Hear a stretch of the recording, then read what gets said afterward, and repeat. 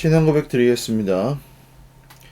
전능하사 천지를 만드신 하나님 아버지를 내가 믿사오며 그 외아들 우리 주 예수 그리스도를 믿사오니 이는 성령으로 잉태하사 동정녀 마리아에게 나시고 본디오 빌라도에게 고난을 받으사 십자가에 못 박혀 죽으시고 장사한 지 사흘 만에 죽은 자 가운데서 다시 살아나시며 하늘에 오르사 전능하신 하나님 우편에 앉아 계시다가 저리로서 산자와 죽은 자를 심판하러 오시리라.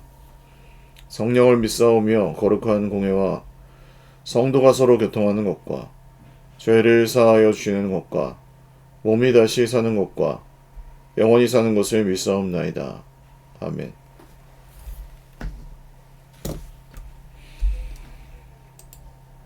찬송가 288장 찬송 드리겠습니다.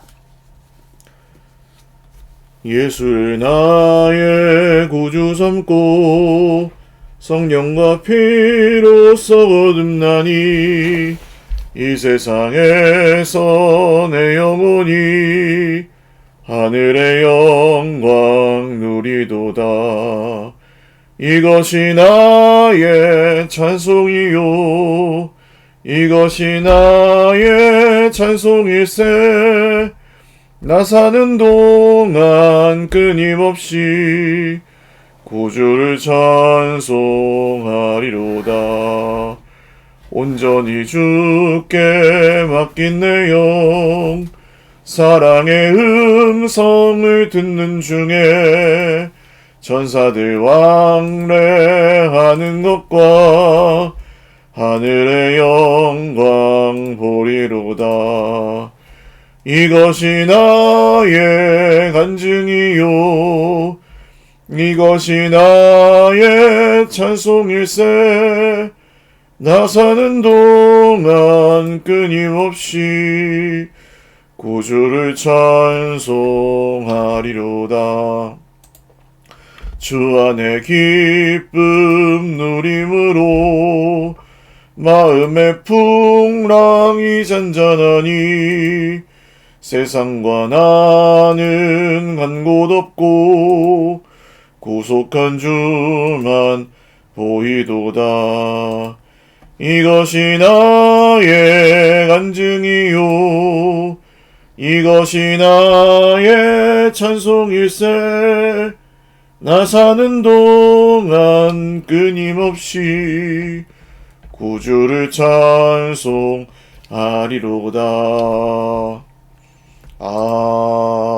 아멘. 하나님 말씀 요한복음 2장 1절에서 12절 말씀입니다. 요한복음 2장 1절에서 12절 한 목소리로 읽겠습니다. 사흘째 되던 날 갈릴리 가나에 혼례가 있어 예수의 어머니도 거기 계시고 예수와 그 제자들도 혼례의 청함을 받았더니 포도주가 떨어진지라 예수의 어머니가 예수에게 이르되 저들에게 포도주가 없다 하니 예수께서 이르시되 여자여 나와 무슨 상관이 있나이까 내 때가 아직 이르지 아니하였나이다. 그의 어머니가 하인들에게 이르되 너희에게 무슨 말씀을 하시든지 그대로 하라 하니라. 거기에 유대인의 정결 예식을 따라 두세 통 되는 돌 항아리 6이 놓였는지라. 예수께서 그들에게 이르시되 항아리에 물을 채우라 하신즉 아기까지 채우니 이제는 떠서 연회장에게 갖다 주라 하심에 갖다 주었더니 연회장은 물로 된 포도주를 맛보고도 어디서 났는지 알지 못하되 물 떠온 하인들은 알더라. 연회장이 신랑을 불러 말하되 사람마다 먼저 좋은 포도주를 내고 취한 후에 낮은 것을 내거늘 그대는 지금까지 좋은 포도주를 두었도다 하니라. 예수께서 이 첫 표적을 갈릴리 가나에서 행하여 그의 영광을 나타내심에 제자들이 그를 믿으니라. 그 후에 예수께서 그 어머니와 형제들과 제자들과 함께 가버나움으로 내려가셨으나 거기에 여러 날 계시지는 아니하시니라. 아멘.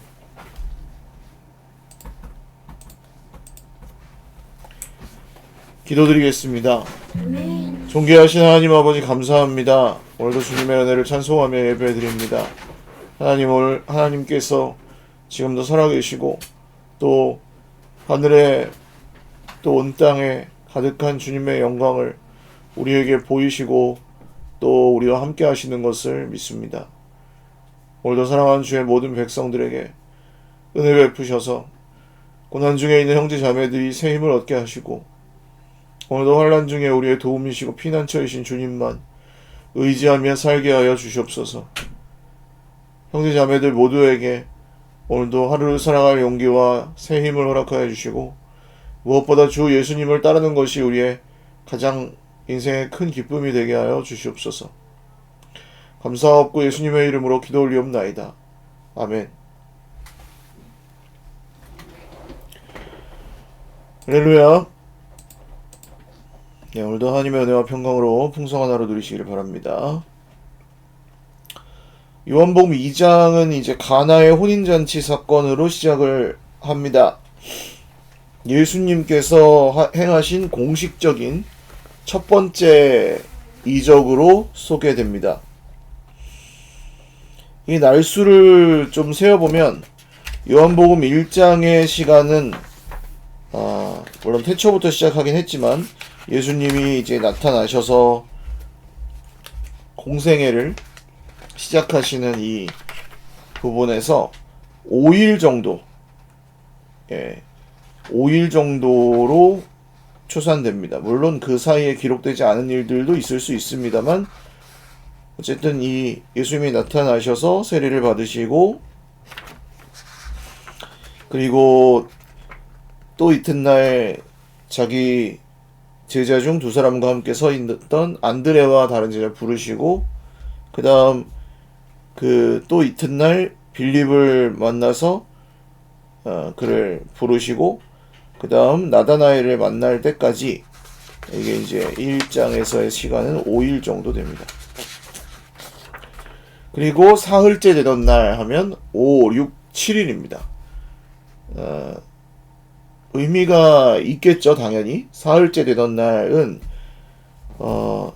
예수님께서 사역을 시작하신 이후로 7일, 즉 주님께서 이제는 때가 찼고 하나님의 나라가 가까이 왔으니 회개하고 복음을 믿으라 라는 말씀대로 때가 찼고의 때인 것입니다.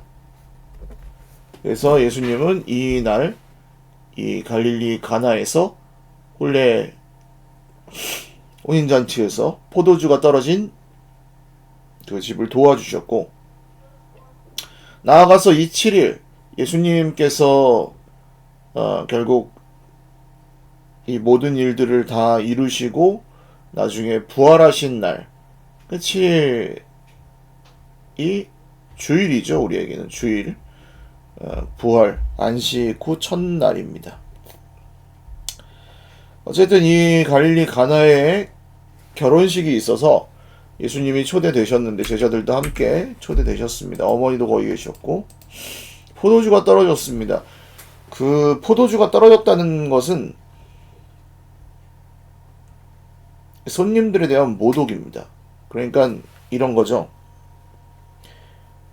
우리나라와 비슷하게 체면 문화를 가지고 있는 이 유대 근동 지방에서는 어떤 포도주를 대접하는지 결혼식에서 굉장히 중요한 문제였습니다.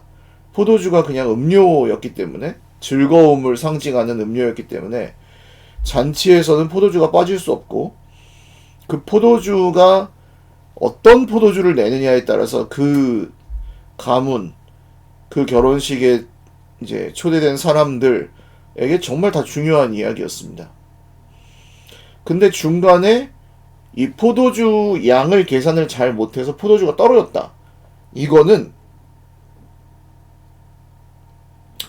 우리는 이렇게 사력 입지 못하고 손님 대접을 제대로 못하고 능력도 없고 참 교양도 없는 뭐 그런 가문입니다 하고 아주 오랫동안 회자될 수 있는 이야기될 수 있는 그런 굉장히 치명적인 사회적인 약점이 되는 일이었습니다. 그때 이제 예수님의 어머니가 먼저 그것을 보시고 저들에게 포도주가 없다. 여자애나 무슨 상관이 있나니까 여기서 이제 예수님이 여자애라고 말씀하시니까 엄마한테 무슨 말버릇이냐 이제 이렇게 보실 수도 있는데 여기 여자애는 그냥 어머니를 뭐 부를 수 있는 그냥 당연한 호칭이고 이제 뭐 그렇게 이 무슨 상관이 있습니까? 나와 당신에게 이것이 이 일이 무슨 상관이 있으십니까? 그러니까 어떤 학자들은 이 나와 무슨 상관이 있나이까가 사실은 예수님이 포도주가 떨어진 지금 문제 상황을 아시고 이것을 이 동의하시는 어머님이 말씀하신 것을 저도 알고 있습니다. 뭐 이렇게 말씀하신 것을 보기도 합니다. 결국 도와주시죠. 때가 이르지 않았다는 말씀은 하나님의 뜻을 성취하시는 이 신적인 시간의 의미를 가지고 있습니다. 그래서 이 때를 향해서 주님이 달려가시는데 지금부터 이제 시작인 거죠. 그래서 사실은 때가 아직 이르지 않았다고 말씀하시긴 하지만 때가 이른 것입니다. 이것은 하나님 나라 성경 읽기라고 할까요? 하나님의 나라의 특징 여러분 알고 계시지 않습니까? 하나님 나라의 특징은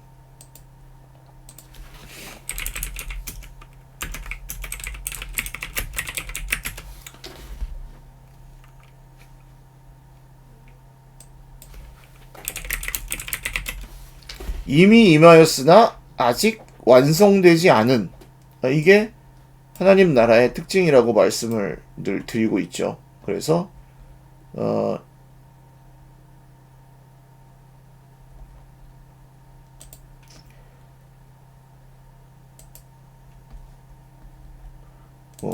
이런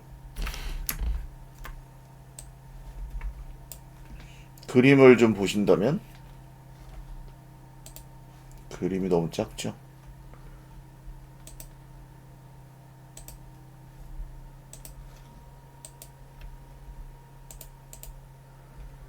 자, 예수님이 먼저 이 땅에 오셨고 초림입니다.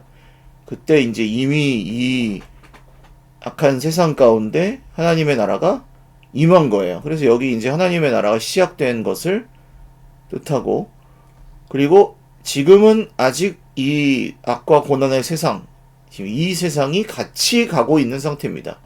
그 사이에 있는 우리들은 사실 하나님의 나라를 바라보며 이 고난 많은 세상에서 살아가야 되는 그 이중적 구조 속에 있고, 이중 정체성과 이중 국적자들이라고 보면 되겠죠. 하나님 나라에도 속했고 세상 나라에도 일부 속해 있다.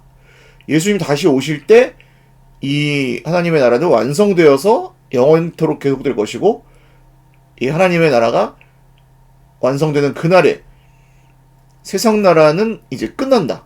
요게 이제 하나님 나라의 아주 중요한 이미 임했으나 아직 완성되지는 않은 특징이라고 한다면, 예수님의 때가 아까 말씀드린 그 7일을 카운트해서 예수님이 사역을 시작하실 때가 됐습니다. 이미 됐습니다. 그렇지만 또 다른 한편으로는 내 때가 아직 이르지 않았습니다라는 말씀도 하시는 거죠. 그러나 이 모든 것에 이전에 예수님은 이 사람들, 어머니를 비롯한 이 사람들, 포도주가 떨어진 집, 포도주가 떨어졌으나 먹고 마시며 그 신랑과 신부는 자기들에게 닥칠 운명을 전혀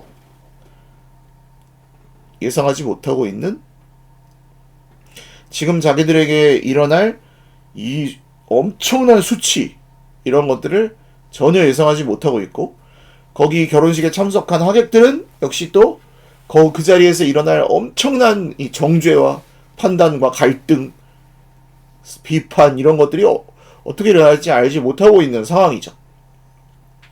예수님께서 우리 인생 가운데 찾아오셔서 하시려는 일이 사실 이런 일입니다. 우리는 그 다음에 어떤 일이 일어날지 모르고 있는, 그 다음에 어떤 일이 일어날지 모르고 그저 이 잠시 그냥 이 땅에서의 그 포도주를 즐기는 이 결혼식 신랑 신부와도 같고 하객들과도 같은 거죠. 근데 사실 벌써 포도주는 떨어졌어요.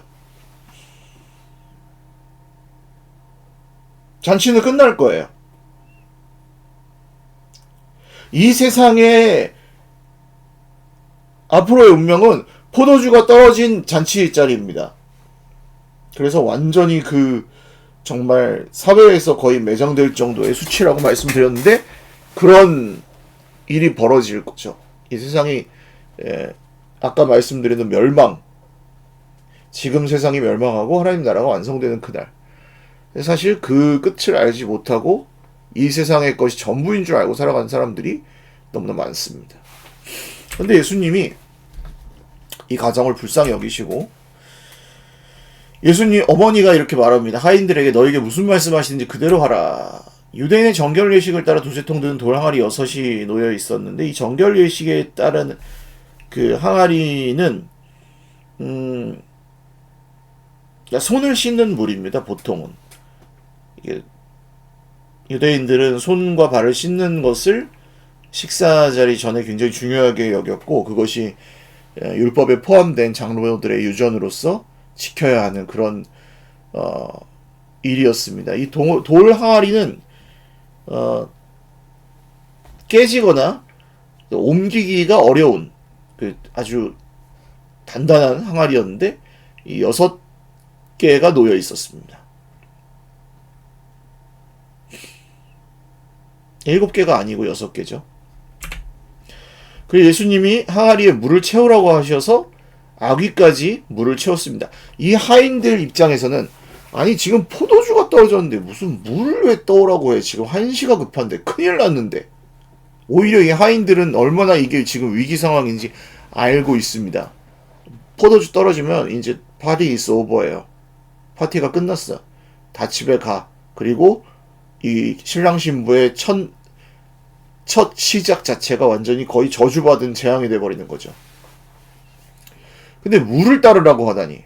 이게 오늘날 예수님께서 우리에게 말씀하시는 그 말씀의 느낌입니다. 아니 지금 돈이 없어 죽겠는데 나가서 뭐 돈이라도 벌든지 뭐 살 궁리를 해야지 무슨 기도를 하라고 하십니까? 바빠 죽겠고 지금 뭐 내 정말 자식들의 삶이 어떻게 될지도 모르고 막 맨날 성경을 보면 밥이 나옵니까? 떡이 나옵니까? 왜 성경을 읽으라고 합니까? 왜 말씀을 순종하라고 합니까? 왜 예수님을 따라가는데 최선을 다하라고 합니까? 자기가 예수님을 따라가야 되고 다른 사람도 예수님을 따를 수 있도록 왜 도와주라고 합니까? 우리는 바쁘고 중요하고 힘든 일들이 얼마나 많은데 이런 느낌이죠. 지금 물을 채우라고 하시는 말씀이. 근데 여기 이 하인들은 어머니 마리아의 말씀에 순종해서 예수님이 그들에게 하라고 하시는 일을 합니다. 그리고 이제는 떠서 연회장에게 갖다 주어라 하심에 갖다 줍니다. 물을 떠서 연회장에 포도주라고 갖다 주면 어떻게 되겠어요? 하인들은, 노예들은. 여기서 그냥 그 인생 빠이빠이 될 수도 있는 거죠. 죽는 거예요. 어디 포도주 갖고 오라 그랬더니 무슨 이상한 짓을 하고 있느냐 하면서 결혼식을 주관하는 그러니까 뭐 약간 주례 느낌이기도 하고 파티 매니저 느낌이기도 하고 그렇습니다. 갖다 주었습니다. 그런데 이 연회장은 이미 바뀌어 있었어요. 그의 목으로 들어갈 때 포도주로 바뀌어 있었습니다. 어디서 났는지 알지 못했습니다. 그러나 물 떠온 하인들은 보았겠죠. 이게 물을 부었을 때 물을 아구까지 채웠을 때 포도주로 바뀌었는지 그랬다면 좀 가져가기 쉬웠을 거고 떠서 가져가는 중간에 포도주로 바뀌는지 그렇다면 신기했을 것이고 그냥 물을 갖다 줬는데 그 연회장의 목으로 넘어갈 때 포도주가 되었는지 그랬다면 진짜 어려운 일이었을 것입니다. 모릅니다. 정확하게 써있지가 않아가지고 그렇지만 이 포도주 물로 된 포도주를 연회장이 마실 때는 어쨌든 포도주가 되어 있었다는 거죠. 예수님의 비밀 이게 어느 시점에 포도주가 되느냐라는 점에서 예수님의 이 비밀은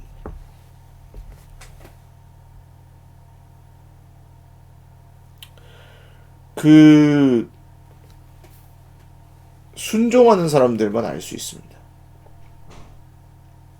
말도 안 되는 이런 명령에 순종했습니다.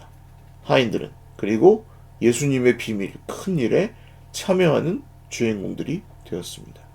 우리 인생에 우리가 순종하기 어려운 일들이 있을 것입니다. 순종하기 어려운 말씀이 있고, 순종하기 어려운 상황이 있고, 순종하기 어려운 상태라고 지금 여기실지도 모르겠습니다. 그러나 주님의 비밀을 알기 원하십니까? 주님의 뜻을 더 밝게 알기 원하십니까? 주님의 기적을 보기 원하십니까? 순종하는 사람들만 볼 수 있습니다. 연회장은 신랑을 불러서 사람마다 먼저 좋은 포도주를 내고 취한 후에 나신 것을 내거늘 그대는 지금까지 좋은 포도주를 두었도다. 이 말은 좋은 포도주를 먼저 대접을 하고 그래야 이제 사람들의 평판이나 체면에 이렇게 잘 대처할 수 있으니까 와 좋은 포도주를 냈는구나 이 집은 역시 대단하다. 그 다음에 돈이 모자라잖아요.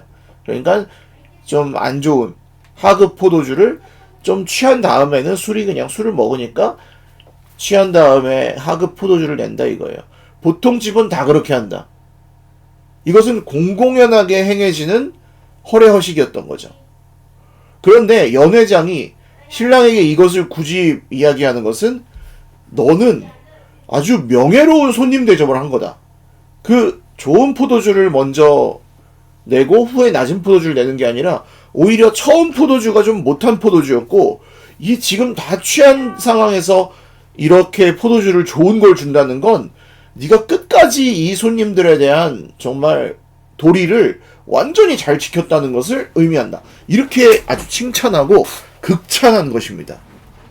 그러니까 이 결혼식은 완전 성공리에 모든 사람들에게 그 신랑 신부가 영광을 받는 결과로 끝난 거죠. 누구 때문입니까? 예수님 때문입니다. 그분의 영광을 드러내셨다. 자, 그렇지만 여기서 꼭 아셔야 될 것은 모릅니다. 이 대접을 받은 연회장도 몰랐고 포도주가 떨어져서 큰일 날 운명이었던 이 신랑 신부도 그것을 몰랐습니다. 누가 이것을 주었는지 누구만 알아요? 하인들만 알고 있었습니다.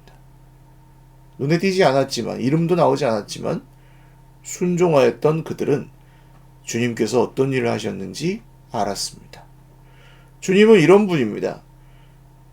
원하지도 않고 고마워하지도 않고 이 일이 지난 후에 그런 얘기가 없죠. 그냥 이거 좋은 포도주를 숨겨놨다가 내주었구나라는 정도로만 이해할 그런 일들인데도 주님은 그 집에 굳이 찾아오셨습니다. 그리고 손님으로 오셨잖아요. 예수님이 초대되어서 손님으로 오셨어요. 우리 인생에도 사실 우리는 예수님께 주인 자리를 쉽게 내드리지 않고 예수님을 그냥 손님 취급할 때가 참 많습니다. 그런데 손님으로 오신 그분이 사실은 주인 노릇을 해주신 거죠. 포도주는 주인이 마련해야 했습니다. 그런데 주인이 마련하지 못한 그 포도주를 예수님이 손님으로 오신 예수님이 마련해 주셨습니다. 여러분 인생에 주님을 주인으로 대접하십니까? 아니면 손님입니까? 혹시 손님으로 여기고 계시지 않습니까? 그러나 너무 염려하거나 죄책감을 갖지 마십시오. 손님으로 홀대받으시는 어찌 보면 주인임에도 불구하고 손님으로 홀대받으신 예수님은 그들이 고마워하든 그러지 않든 알든 모르든 똑같이 말씀을 통해 그들을 구원하시고 참된 그들의 주인 노릇을 해 주셨습니다. 그러므로 우리 인생에도 주님은 찾아오셔서 그분이 참된 주인이심으로 그분이 행하실 일을 하실 것입니다. 기도드리겠습니다. 하나님 아버지, 주님이 행하실 일을 우리는 잘 모를 때가 많습니다. 그러면서 주님이 아무것도 하지 않으시는 것 같아서 주님을 손님으로 여기거나 홀대할 때도 많은 것 같습니다. 그러나 그럼에도 불구하고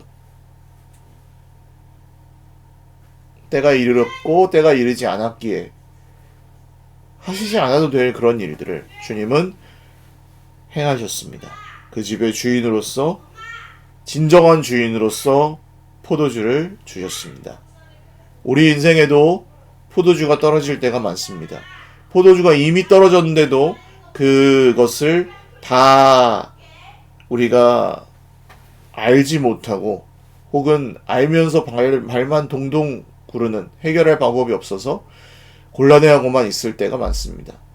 그러나 우리 인생의 참된 주인이신 예수님, 우리에게 찾아오셨으니 우리의 주인이 되어주시고 우리 인생에도 영원히 마르지 않는 주님의 생수와 같은 이 최고급의 포도주를 공급하여 주시옵소서.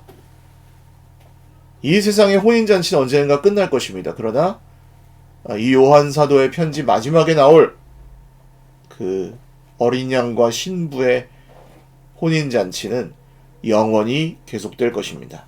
그날에 우리가 주님의 신부로 주인이신 주님을, 신랑 되신 주님을 잘 맞이하고 사랑하게 하옵소서. 예수님의 이름으로 감사하며 기도 올리옵나이다. 아멘. 네, 감사합니다. 오늘도 주님 안에서 복된 하루 되시기 바랍니다. 함께 기도드리겠습니다.